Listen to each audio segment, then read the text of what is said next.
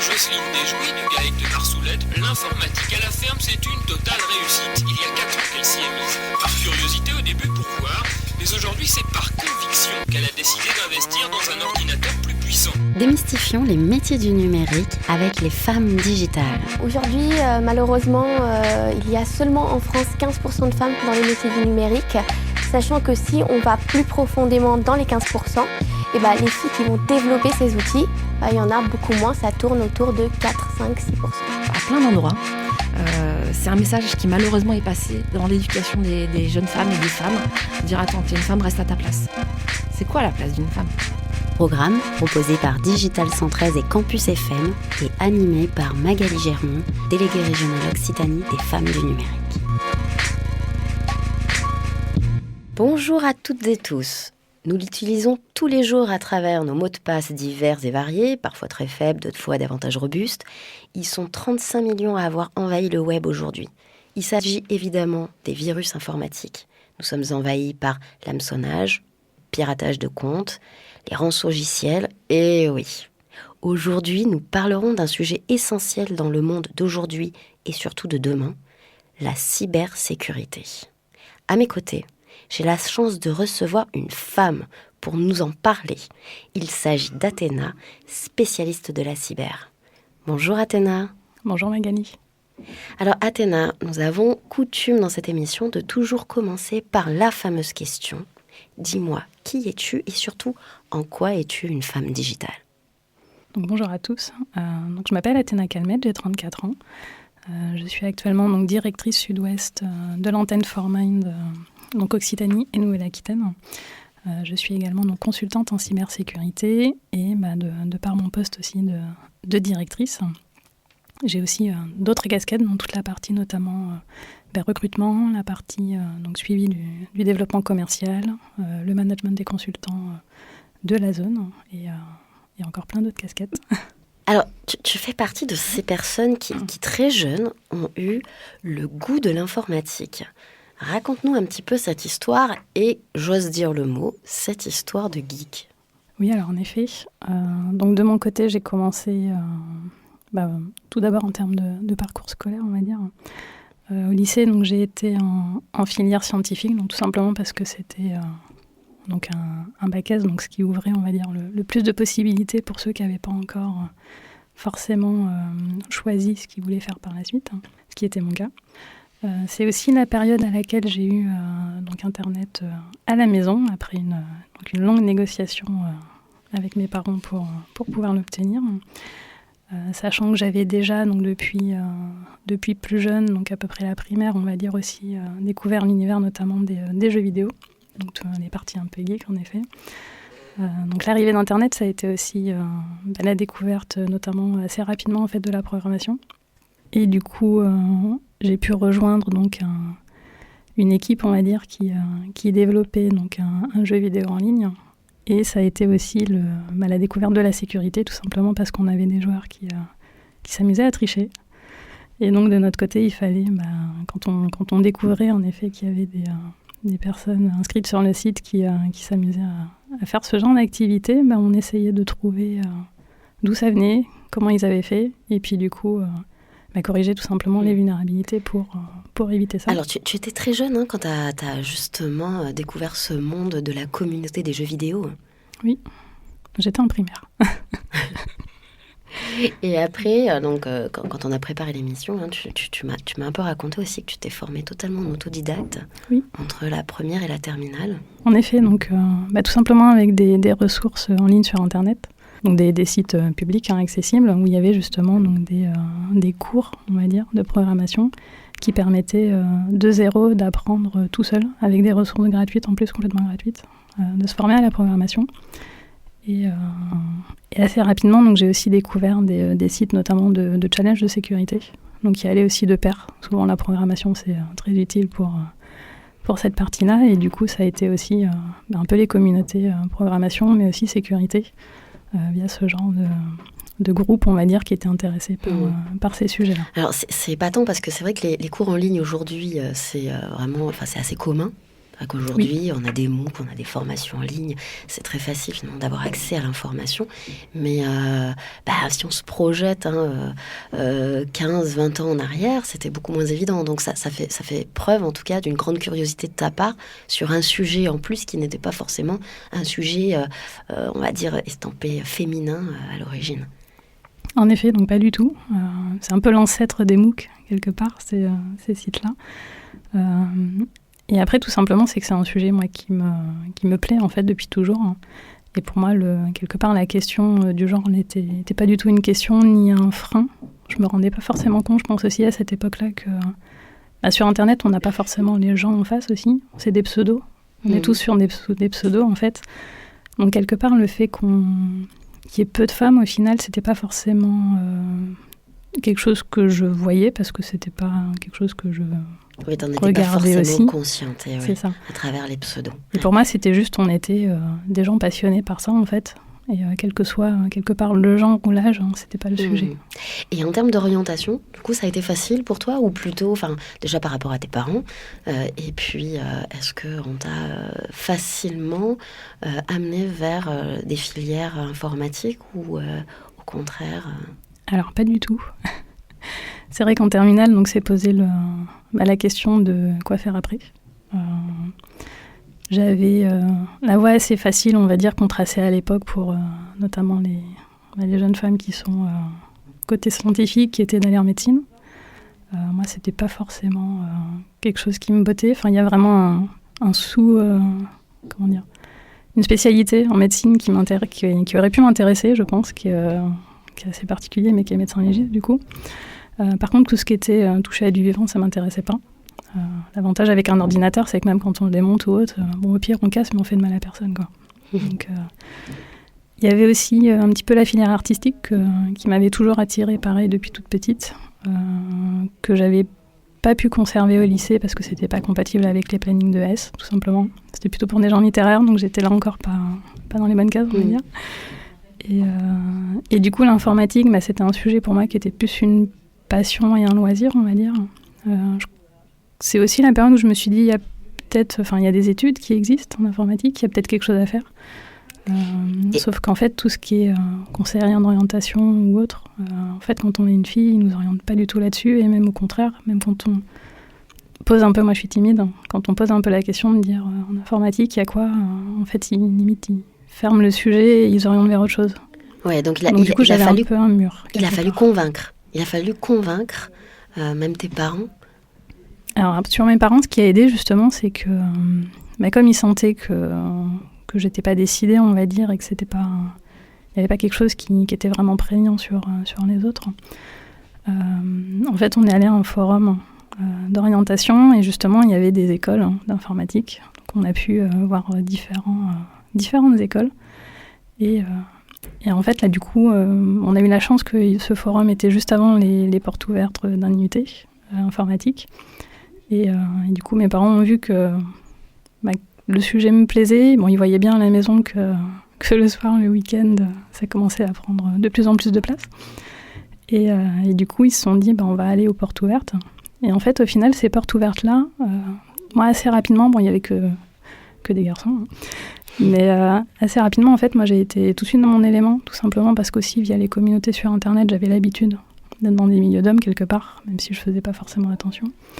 Et en fait, ça a surtout eu je pense que ça a surtout convaincu mes parents, en fait, qu'il y avait des vrais débouchés derrière, il y avait des vrais métiers, même si c'était une passion. Et puis voir que le contexte, tout simplement, des professeurs et des étudiants était très bienveillant, en fait. Donc, voilà. Et donc, du coup, c'est comme ça que tu as commencé alors un IUT informatique. Exactement. Donc, pendant 2 ans. Ensuite, j'ai voulu continuer, donc j'ai intégré une école privée pendant 3 ans, du coup. Et ensuite, comme c'était vraiment une école informatique, j'avais quelque part pas assez la partie sécurité. J'ai voulu donc renforcer cette partie-là et j'ai fait ensuite donc un master spécialisé vraiment dédié sur les sujets de la cybersécurité. Ouais, donc c'est une formation en tout cas très cohérente. Et est-ce que c'était du coup, alors tu nous as un peu donné la réponse, mais très masculin, il y avait des femmes quand même ou vous étiez vraiment en minorité dans cette formation? Alors on était vraiment en minorité. Alors ça c'était il y a quelques années du coup. J'ose espérer que maintenant ça a un peu évolué, mais à l'époque on était entre 5 et 10% de femmes dans les promotions, donc pas nombreuses. Sachant que sur des écoles en 5 ans, souvent il y a des abandons, donc on est plutôt peut-être vers les 10% au début, et au bout de 5 ans on est plus vers du 5% à peu près. Ah ouais, quand même, 5 filles sur 100. C'est pas énorme. Non, c'est pas énorme. Et malgré tout, toi t'as trouvé ta place et Oui. Pour le coup ça n'a jamais été un problème pour moi. Je m'entends bien et je me sens bien dans des univers masculins, donc c'est pas un souci. Après, c'est sûr que c'est pas toujours évident, mais ça va. Du coup, t'as ton diplôme et le recrutement, toi en tant que femme dans ce monde de cybersécurité, ça s'est passé comment? C'est quoi un petit peu ton parcours? Alors sur le recrutement, en fait, sur ma dernière école, du coup, donc assez classiquement, il y avait un stage à effectuer. Vu que passer des entretiens, c'est pas un truc qui me passionne, on va dire. En fait, j'avais cherché directement un stage de pré-embauche en me disant que si j'étais dans une entreprise où ça se passait bien, en fait, assez facilement, j'allais continuer en fait avec eux. Donc j'ai fait ce stage dans une société de conseil, donc sur Paris. Et donc j'ai continué avec eux tout simplement. Donc en effet, j'ai eu une proposition d'embauche en CDI, donc j'ai commencé dans cette entreprise, donc en étant consultante pendant à peu près 1 an et demi.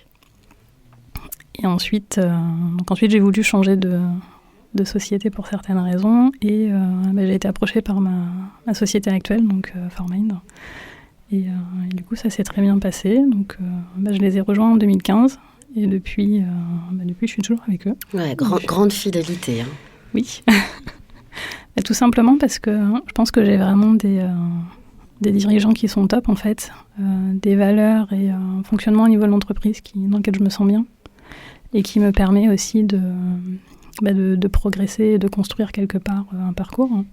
Donc au début, j'ai été consultante sur Paris, donc de 2015 à 2019, en gros. Ensuite, en 2019, comme j'avais déjà signifié un peu avant, mais que je ne voulais pas rester vivre à Paris. Moi, je ne suis pas de Paris à la base, hein. C'est plutôt en province que je me sens bien. Donc c'était vraiment devenu pesant à force, la vie à Paris. Donc j'ai voulu repartir en province, et notamment dans le sud, hein, parce que j'aime bien le soleil. Et en fait, du coup, le projet, on va dire, qui s'est monté avec les associés, donc c'est de créer l'antenne à Toulouse, parce qu'il n'y avait pas d'antenne Formind dans le sud-ouest. Donc début 2019, j'ai eu la chance de pouvoir venir à Toulouse pour créer la structure. Bon, le Covid est un peu arrivé, ce qui veut dire qu'en termes de développement, ça a été un peu moins rapide que prévu, on va dire. Mais ça a quand même bien fonctionné pour toi. Alors, j'aimerais revenir un petit peu sur la définition de la cybersécurité, parce qu'on en parle, chacun a sa définition. Tu me disais aussi qu'au début de tes études, d'ailleurs, on vous apprenait pas trop la cybersécurité, parce que cela vous apprenait à attaquer. Alors, comment, de quel côté? C'est vrai qu'on voit toujours, soit d'un côté le geek à capuche, soit de l'autre côté le cyberattaqueur. Il y a évidemment, à mi-chemin de ces deux extrêmes, raconte-nous un peu ton métier, mais surtout, explique-nous un peu ce que c'est.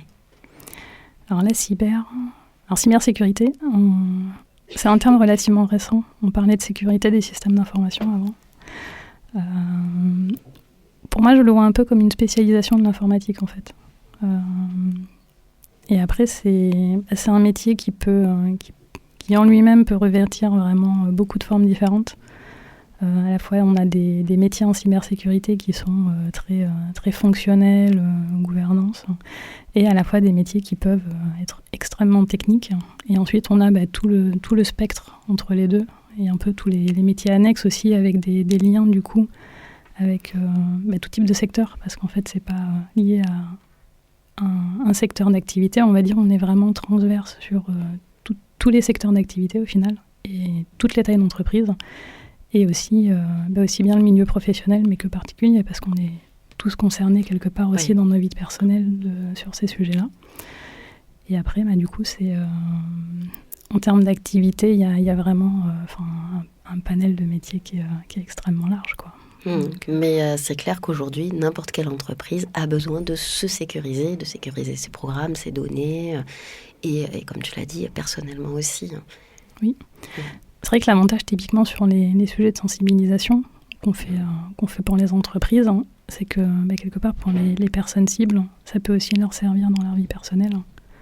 Donc ça c'est quand même quelque chose de très chouette. Et après au niveau des entreprises, c'est surtout que en fait tout simplement il y a des gens malveillants qui vont souvent par opportunisme attaquer une entreprise. Et le problème c'est qu'une fois que quelque part on a un attaquant qui va cibler une entreprise, si elle n'a pas un minimum de sécurité, en fait les impacts peuvent être vraiment désastreux et assez rapidement. Donc l'idée c'est aussi ça, c'est de... Comment dire ? Il y a souvent plusieurs métaphores, mais l'idée, c'est pas non plus de bâtir un château fort pour protéger une chocolatine, on va dire. Mais en fait, l'idée, c'est d'être un peu plus sécurisé que le voisin, malheureusement. Oui, on est d'accord que le post-it avec le mot de passe, ça, il faut pas, c'est interdit. Non, il faut pas.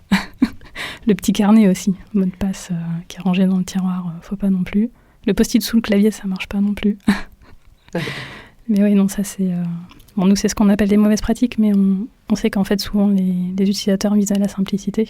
Mais en effet, des fois, il y a des mauvais réflexes quelque part qui sont pratiques pour soi. Mais en fait, ce qu'il faut voir, c'est que ce qui est pratique pour soi, ça va aussi être pratique pour un attaquant, en fait. Et l'attaquant, souvent, il vise à la facilité. Et c'est vrai qu'entre un PC où il y a le mot de passe à côté et un autre où il n'y a pas... C'est là où il y a le mot de passe, quoi. C'est vrai que c'est passionnant. Il faut se mettre dans la tête, en fait, et dans l'esprit de l'attaquant pour pouvoir imaginer et donc contre-attaquer. Ouais. Oui. Alors, tu as connu une très très belle progression chez Farmine, jusqu'à un poste de direction aujourd'hui, ce qui est extrêmement rare pour une femme, et encore davantage dans la cybersécurité. Comment tu as réussi à trouver cette place ? Est-ce que ça a été facile ? Est-ce que tu as bien été accueillie par les équipes masculines en tant que femme ? Et surtout, je le rappelle, tu n'as que 34 ans. Oui. En termes de parcours, quelque part, ça a toujours été assez fluide, quelque part. Un peu comme si des fois, tout simplement, les planètes s'alignent, on va dire, et du coup, c'est une évolution relativement naturelle, je pense. Donc tout simplement, là, sur la responsabilité sur la zone donc Occitanie, au début, à Toulouse, le poste n'existait pas. Donc en fait, ça a été une création de poste, et j'imagine que j'ai été peut-être la première à vouloir le faire au niveau de Farmine, et du coup, ça s'est monté, et c'est moi qui ai fait cette partie-là. Ensuite, le rapprochement donc, avec la partie Nouvelle-Aquitaine, mais tout simplement la société évolue, progresse et grossit. Donc du coup, forcément, il y a une structuration qui se met en place. Et là aussi, de par aussi mon ancienneté, quelque part, mon ancienneté, mon profil, et le fait que justement sur la partie Occitanie, ça se passe bien. Ça a été assez naturel aussi de prendre en charge la plaque sud-ouest quand elle a été créée. Donc en fait, c'est aussi quelque part une chance d'être là sur le début de ces projets-là. Et puis la chance tout simplement aussi qu'en termes de direction, il me fasse confiance et il me donne cette opportunité aussi. Et alors on parle souvent de la posture, du profil, de la confiance en soi, surtout quand on parle de profil féminin. Toi, tu penses que c'est aussi important, que ça a été important, cette question de posture ? Alors c'est forcément une question... forcément qu'on se pose pas forcément. En tout cas, c'est une question que je me pose, du coup. Je vais pas parler à la place des gens. Mais oui, c'est sûr, dans nos milieux où on est peu féminisé quelque part, et notamment sur des niveaux à responsabilité, on va dire, c'est forcément une question qu'on se pose. De mon côté, c'est le cas aussi. Après, j'ai jamais ressenti de frein, on va dire, ou de blocage là-dessus. Donc même si je me dis, bon, c'est peut-être que ça me dessert, mais au final, je me dis, bon, même si c'est le cas, tant pis, j'y vais quand même, j'essaye. Et puis au final, je me rends compte qu'a priori, c'est pas vraiment un frein au final. Ouais, ça marche. Donc, Et même, ça se passe bien. côté clientèle, parce que j'imagine que les clients, ils doivent être surpris, étant donné que c'est un milieu très, très masculin. Ils doivent parfois être surpris, finalement, de se trouver face à une femme. Alors probablement, après ils le montrent pas. Donc c'est vrai que j'ai jamais eu de situation où j'ai senti que c'était un frein ou une vraie surprise ou autre. Donc non, on a quand même des clients qui je sais pas si pour eux ça fait une différence, que ce soit en positif ou en négatif. En tout cas, j'ai jamais eu on va dire de réflexion ou de remarques déplacées ou autres. Donc c'est peut-être une chance, hein, je sais pas. J'espère que ça va durer. Mais c'est précieux ton témoignage, parce que il y a beaucoup de jeunes filles aujourd'hui qui vont pas vers les carrières du numérique, et encore moins vers les carrières de la cybersécurité, parce qu'elles ont peur, en fait, justement, de pas trouver leur place, de pas trouver cette posture, de pas forcément être prise au sérieux. Donc c'est vraiment très précieux ton témoignage. Alors c'est vrai que quand on regarde les chiffres sur la mixité en cybersécurité, ils sont très très très faibles, hein. Ça fait partie des chiffres les plus faibles du domaine du numérique. Seulement 11% de femmes, ce qui est vraiment une forte sous-représentation. Et ça peut du coup poser des vrais problèmes, hein, des problèmes autour des billets. Et est-ce que toi, dans ton quotidien, tu partages ce constat? Et est-ce que, justement, au niveau des recrutements, parce que j'imagine que tu dois voir des CV passer, tu as beaucoup de CV féminins où c'est vraiment difficile pour toi aussi de recruter des femmes? Alors oui, alors c'est d'autant plus visible que j'ai un profil fortement technique. Donc c'est en plus dans la partie, on va dire, cybersécurité, là où on va trouver le moins de profils féminins. Donc en effet, j'ai l'habitude, on va dire, dans des équipes techniques d'être la seule femme. Ah oui, parce que c'est fréquent. 11%, tu me disais, 11%, là où c'est dramatique, c'est qu'il y a deux parties, il y a la tech et la gouvernance. Oui, et c'est vrai qu'on a plus de profils féminins en gouvernance. Je pense qu'on a un meilleur taux, on va dire. Ouais. Plus on part vers la technique, et notamment les techniques très pointues, on va dire, moins on trouve de femmes. Enfin, en tout cas, moi, c'est l'observation que je fais. Donc c'est vrai que comme je suis plutôt sur ces spectres-là, on va dire, j'ai l'habitude de ne pas forcément avoir de collègues féminines. Et du coup, sur la partie recrutement, où là, je vois, on va dire, tout le spectre, c'est vrai qu'on a beaucoup moins de profils féminins que de profils masculins. Donc c'est compliqué de recruter des femmes en plus. C'est compliqué, hein. Donc jeunes filles, écoutez-nous, posez votre CV. Alors, la question toujours de l'équilibre vie pro, vie perso. Le numérique et le digital souffrent vraiment toujours de cette idée reçue que c'est très difficile d'avoir un équilibre. Et alors là, quand on parle de métiers comme le tien, je reviens toujours au geek à capuche qui va chercher à pirater les sites pendant toute la nuit. Toi, non seulement tu es une femme, mais tu as une très belle réussite dans ces carrières de cyber. On voit que tu es hyper épanouie. Et tu as réussi à trouver cet équilibre vie pro, vie perso? Alors c'est compliqué. C'est un métier... Enfin, je ne sais pas si c'est le cas pour tout le monde, mais pour moi, en tout cas, c'est un métier passion. Donc c'est vrai qu'on a tendance à pas voir passer les heures, tout simplement, parce qu'on aime ce qu'on fait et puis on ne surveille pas. Et en plus, on est aujourd'hui dans un monde hyper connecté. C'est-à-dire que, bon, certes, on a le PC où on peut se dire, bon, je rentre chez moi, je le coupe. En fait, moi, j'ai le téléphone aussi, typiquement. Et en fait, sur mon téléphone, j'ai accès à plus ou moins tout ce qui est sur mon PC. Et du coup, c'est vrai qu'on reçoit beaucoup de sollicitations, surtout quand on est nombreux, on va dire, dans l'entreprise, qu'on a potentiellement beaucoup de clients ou autres. Et donc, c'est pas évident de déconnecter, ne serait-ce que pour ça. Après, il commence à y avoir aussi des applications ou autres qui permettent de faire ça aussi. Parce que ça vaut pour tout le monde, pas que pour nous. Et... J'ai oublié la deuxième partie de la question. Non, mais c'est pas grave. Tu m'as dit quelque chose. Tu m'as dit je suis une geek et j'assume parce que j'adore mon métier. Alors ça, je trouve ça extraordinaire parce que c'est pareil, on a toujours la mauvaise image du geek. Et finalement, toi, t'es la représentation qu'on peut très bien être une fille et une geek déjà, et en plus être épanouie et adorer son métier. Oui. Pour le coup, c'est vrai que le cliché du geek à capuche... je suis un peu dedans. Forcément, au travail, on va dire, je suis pas trop en capuche. Je tiens à dire qu'aujourd'hui, elle n'est pas venue en capuche. Oui, c'est vrai que j'adapte aussi quelque part le dress code, on va dire, à la situation. Donc au boulot, je vais pas venir avec un jean troué, des baskets. Donc non, j'adapte, on va dire. Mais après, je suis pas non plus en jupe, maquillée, coiffée, etc. Donc quelque part, j'ai aussi un entre-deux qui est ce qui est aussi confortable pour moi, sans pour autant tomber dans ce que moi j'aurais tendance à considérer comme être potentiellement négligé ou en tout cas mal perçu par le client. Mais après oui, j'essaie de rester simple en fait, d'être dans des vêtements où je vais privilégier plutôt le confort.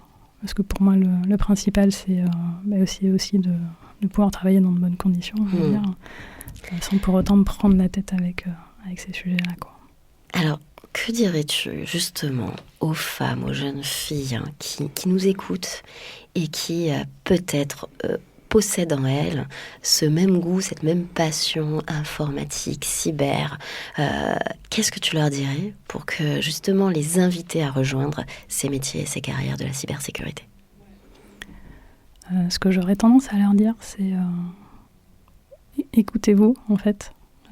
Si vous avez envie de faire quelque chose, même si vous avez l'impression que c'est pas fait pour les femmes ou que c'est difficile peut-être, si c'est quelque chose qui vous intéresse, que vous avez envie d'essayer, faites-le en fait. Faites-le, vous posez pas de questions et puis en fait, souvent on se rend compte que ça marche, tout simplement. Eh ben, merci beaucoup Athéna d'avoir accepté notre invitation parce que ce fut extrêmement éclairant de t'écouter. Merci pour l'invitation. Auditeurs et surtout auditrices, vous l'aurez compris, le monde du numérique de demain aura besoin de plus de spécialistes de la cybersécurité et bien au-delà du mythe du geek ou tout geek que vous soyez, pensez à ces carrières afin de non seulement expliquer l'inexplicable, comme le dit si bien Athéna, mais surtout trouver du sens dans la protection et la sécurité au service de l'humanité. Je sais qu'Athéna sera vraiment ravie de recevoir vos CV, alors n'hésitez pas. Nous terminons toujours par notre mantra, le numérique. Une opportunité pour les femmes. Les femmes. Une opportunité pour le numérique. Il est l'heure de se quitter. Comme toujours, et cet épisode et les précédents sont sur vos plateformes de streaming préférées et bien entendu sur le site de Campus FM.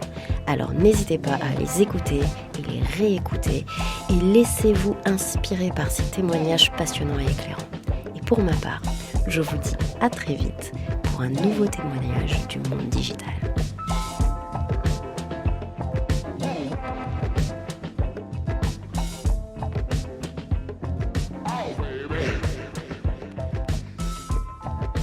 Get down.